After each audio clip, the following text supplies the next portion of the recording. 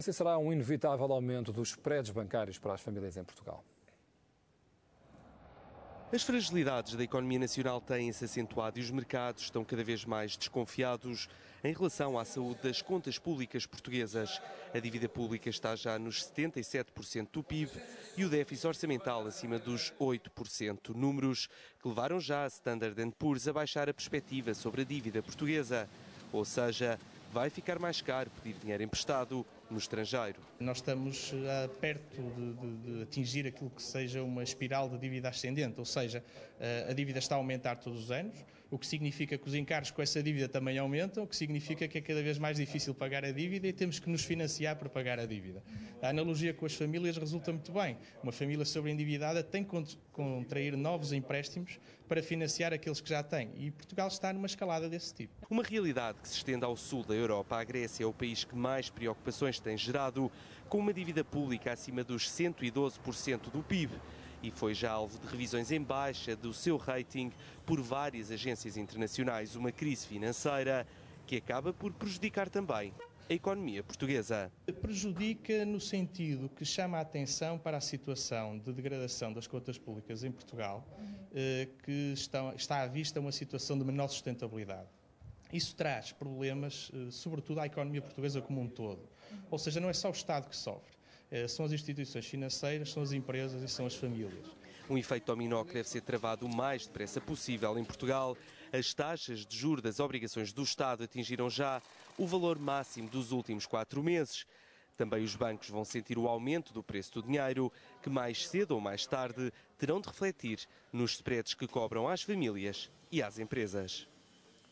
Ora, o Ministro das Finanças não teme que as agências de rating venham a baixar a nota de Portugal. Teixeira dos Santos prefere garantir que vai reduzir o déficit assim que passar a crise. As agências de rating, com certeza, que olham com preocupação para esses aumentos da dívida pública e dos déficits. E nós temos consciência que fizemos aquilo que tinha que ser feito para enfrentar a gravidade de uma crise sem precedentes e temos consciência que, uma vez passada a crise, vamos ter, com certeza, que reduzir os déficits e imprimir à nossa dívida pública um andamento que seja no sentido descendente. Isso vai ser feito. Os consumidores não vão sentir descidas na prestação a pagar ao banco com as novas regras do seguro de vida associado ao crédito. É o que garante a DECO. Entram hoje em vigor as novas regras nos seguros de vida associados ao crédito à habitação. A ideia é obrigar os bancos a reduzir o valor a pagar à medida que o empréstimo vai sendo abatido. Com a entrada em vigor do novo decreto-lei, o prémio do seguro de vida associado ao crédito à habitação passa a ser revisto todos os meses, ou seja, à medida que o valor em dívida a pagar ao banco for sendo abatido, o prémio do seguro também vai caindo. Este ajuste mensal do seguro pode significar uma poupança na prestação das famílias que estão a pagar crédito à habitação. Mas a DECO diz que os consumidores não vão dar por ela. Para o pagamento do prémio de seguro concorrem vários fatores e nem todos estão ligados diretamente ao crédito. Muitos estão ligados intimamente à pessoa, neste caso ao tomador de seguro ou ao próprio segurado.